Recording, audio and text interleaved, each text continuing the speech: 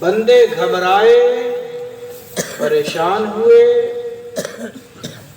بے قرار ہوئے، بے چین ہوئے تو رب کی رحمت نے پکارا، لا تقنطوا من رحمت اللہ، لا تقنطوا من رحمت اللہ، اللہ کی رحمت سے مایوس نہ ہو۔ خدا کی رحمت سے ہے میرے بندو، مایوس نہ ہو۔ اے بندگان خدا، تمہیں چاہیے کہ تم مایوس نہ ہو۔ کس سے مایوس؟ اس رب کی ذات سے۔ وہ رب کیسا کہ جو آپ کا ساتھ کبھی نہ چھوڑے، جو آپ کا ساتھ کبھی نہ چھوڑے۔ ایک سے ایک دوست دنیا میں ہوئے، لیکن دوستوں کو ہم نے مزاج بدلتے دیکھا ہے۔ کل تک صبح شام بغیر ایک دوسرے کے ہاتھ میں ہاتھ ڈالے، بغیر ایک دوسرے سے بات کیے، بغیر ایک دوسرے سے ملاقات کیے رہ نہیں سکتے تھے۔ دوست کو کوئی تکلیف تو وہ حاضر، لیکن کچھ معاملات ایسے ہوئے کہ ہم نے دوست کو بھی دشمن بنتے دیکھا، دوست کو بھی دشمن بنتے دیکھا۔ وہ جو تمہارے ساتھ اٹھتا بیٹھتا چلتا پھرتا کھاتا پیتا، تمہارے کئی رازوں کا رازدار، لیکن ہم نے انہی کو آستین کا سانپ بنتے دیکھا، ہم نے انہی کو آستین کا سانپ بنتے دیکھا۔ تو معلوم یہ ہوا کہ دنیا کی دوستی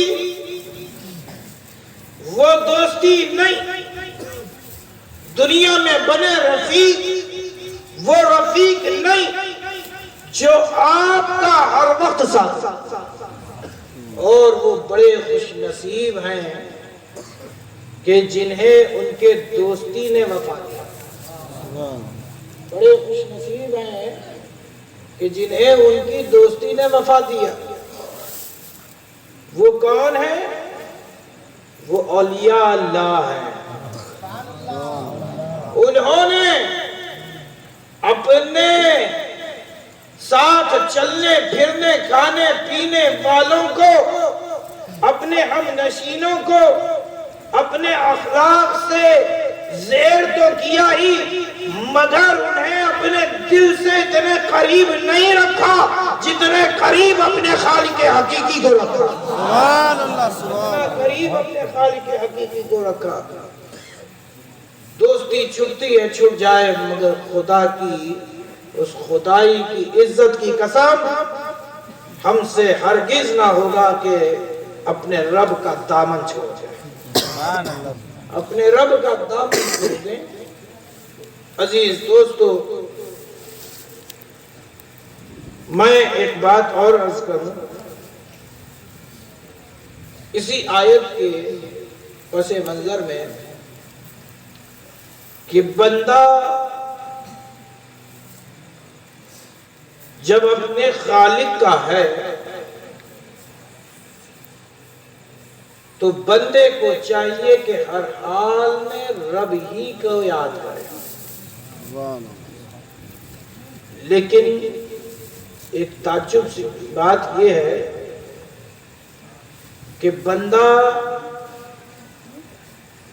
اور بندے کا حال کچھ ایسا ہے جب خوشیاں اسے نصیب ہوتی ہیں تو ان خوشیوں میں اپنے رب کو یاد نہیں کرتا۔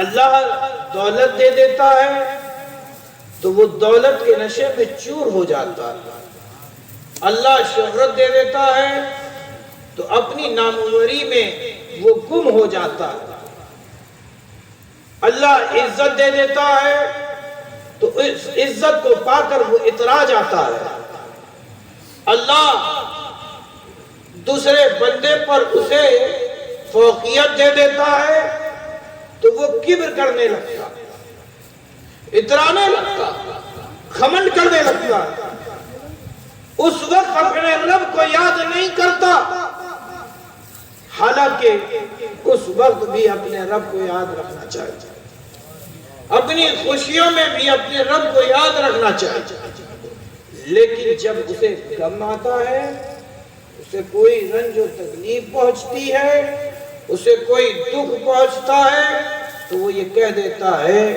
یہ کلمہ کفر ہے کہ اللہ تو نے میرے ساتھ ایسا کیوں کیا۔